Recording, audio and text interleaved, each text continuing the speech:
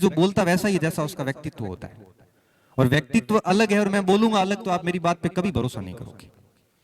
मैं खुद चोर हूं और आपको कहूं कि ईमानदारी से मेहनत करोगे तो नौकरी लग जाएगी। आपके वचन वही होने चाहिए जैसे आप सच में हो, तभी जाके लोग भरोसा करते हैं, अन्यथा आपकी सारी चीजें मिनटों में खत्म हो जाती है। इसलिए अपने व्यक्तित्व पे काम कीजिए।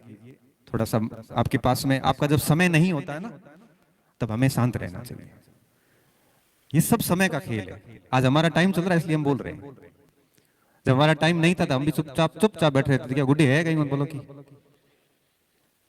पावरफुल व्यक्ति नहीं होता, पावरफुल उसका टाइम होता है, और ये सबका आता है। आप ये मत सोचना कि हमारा कब आएगा, आएगा। समय सबका आता है और निश्चित तौर पे आता है। इसलिए टाइम बहुत पावरफुल है।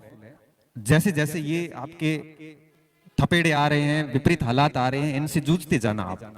धनुष जो होता है ना, वो तीर उतना ही आगे जाएगा जितना उसको पीछे खींचा जाएगा। जिंदगी में सेटबैक आने बहुत जरूरी है, झटके लगने बहुत जरूरी है, तभी पता चलेगा कि आपका वाकई में आपका कौन है। नहीं तो कभी पता नहीं चलेगा, आप गलत फहमी में रहोगे। आपको लगेगा कि मेरी कांटेक्ट लिस्ट में 1200 लोग हैं, मैं कुछ भी कर सकता हूँ। संकट आएगा तो पता चलेगा कि 4 लोग ही काम के हैं उसमें से, फिर 1196 के नंबर भले डिलीट कर दो आप। ये सेटबैक जिंदगी में आनी चाहिए। अगर आपकी जिंदगी में वैसे भंवर आए हुए हैं ना, किसी के शारीरिक रूप से, किसी के पारिवारिक रूप से, किसी के आर्थिक रूप से, किसी के कोई धोखे के रूप में, तो मान के चलिए कि ये सही हो रहा है। एटलीस्ट आपको इस पूरी दुनिया के बारे में पता चल रहा है कि जब भी विपरीत स्थितियां आती है तो उससे निपटना आपको खुद को ही है, और 2-3 बहुत क्लोज लोग आपके साथ खड़े होंगे, और ऐसे खड़े होंगे कि कैसी भी विपरीत स्थिति में वो आपको बाहर निकालेंगे। उस समय आपको दुनिया की पहचान होगी कि ये आदमी काम का है।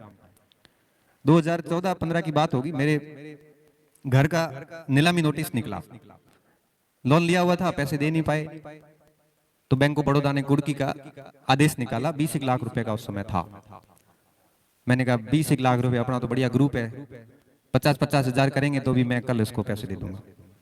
मुझे पता नहीं था लोनिंग के बारे में ऐसा कुछ चल रहा है। मैं आईएएस मेंस के एग्जाम देने गया हुआ था, तो पीछे पता चला कि भाई पुलिस आई है और ऐसी ऐसी स्थिति है।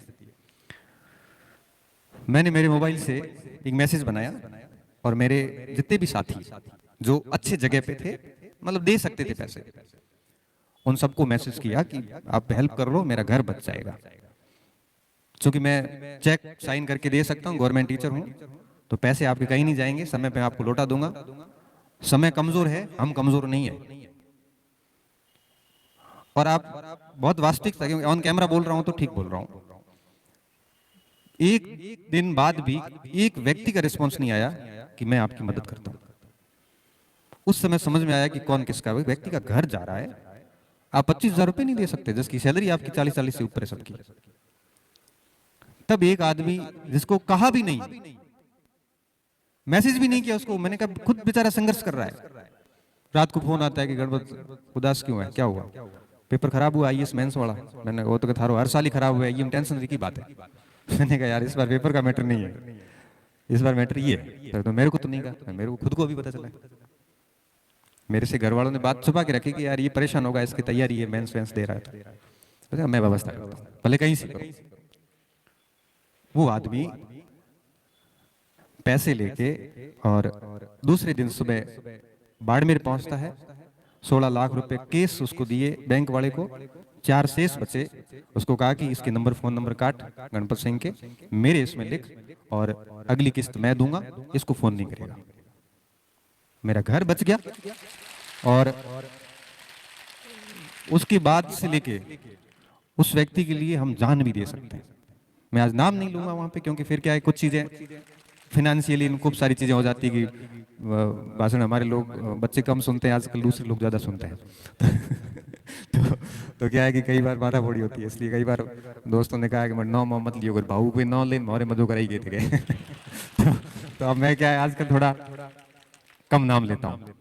उस दिन मुझे बात समझ में आई कि संकट की स्थिति जब आती है तो आपको बहुत गंभीर व्यक्ति बनाती है, आपको पूरी दुनिया की शक्ल दिखाती है, आपको पता चलता है कि आपके साथ कौन खड़े हैं। और फिर जिंदगी इतनी सरल हो जाती है, क्योंकि ये फोगट के फालतू के रिश्ते डोए नहीं जाते जो काम के भी नहीं है। जब आप संकट में हो, जब आपका साथी काम नहीं करता है, जब आपका वो फोन उठाना पसंद नहीं कर रहा है, ऐसे आदमी को उसी दिन रास्ते से हटाओ।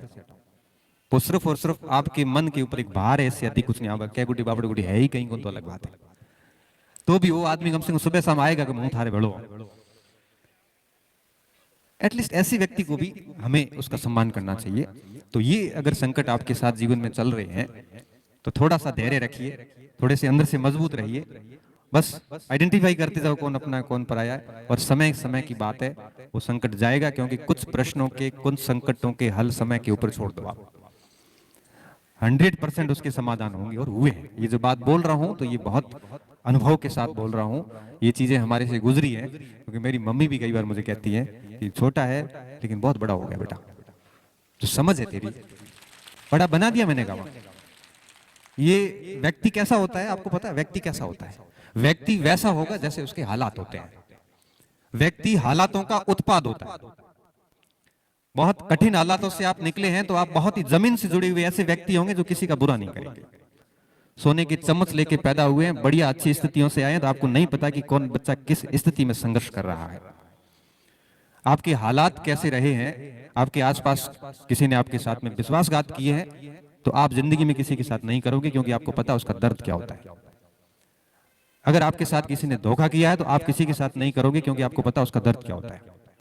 इसलिए कहते हैं कि ये जितने भी हालात होते हैं ना, वो आपको बनाते हैं, उसको स्वीकार कीजिए आप। अगर बुरे हालात है तो बहुत अच्छा व्यक्ति बनाते हैं। और कहते हैं ना, आपको जो भी महान नजर आता है वो महान है नहीं, बस उसने संघर्षों को झेला है। संघर्षों को झेलते झेलते वो इतना स्किल्ड हो गया है कि उसमें हर परेशानी से निकलने की कला है उसमें। उसको पता है कि किन चीजों से बाहर निकलना है, कैसे बाहर निकलना है, इसलिए वो आपको ठीक लग रहा है। तो इसलिए जब भी कभी ऐसी स्थितियां उत्पन्न होती है तो आप उसको एक्सेप्ट कीजिए कि ये कहीं ना कहीं आपके व्यक्तित्व को बढ़िया करेगी, ये आपके व्यक्तित्व को कमजोर नहीं करेगी। वो कहते हैं ना कि मेहनत से उठा हूं, मेहनत का दर्द जानता हूं, और आसमान से ज्यादा जमीन की कद्र जानता हूं। छोटे से बड़ा बनना आसान नहीं होता, छोटे से बड़ा बनना आसान नहीं होता। जीवन में कितना जरूरी है सब्र जानता हूं। मेहनत बढ़ी तो किस्मत भी बढ़ चली, मेहनत बढ़ी तो किस्मत भी बढ़ चली, और छालों में छिकी लकीरों का असर जानता हूं। छालों में छिपी लकीरों का असर जानता हूं। पौधा था, नरम था, तो आंधियों को झेल गया। मगरूर दरख्तों के हालात जानता हूं। जो मगरूर दरख्त होते हैं, ऐसे पौधे जिनमें बहुत गुरूर होता है, उनके हालात जानता हूं। बेवक्त, बेवजह, बेशुमार मुस्कुरा देता हूं, आधे दुश्मनों को तो यूं ही हरा देता हूं।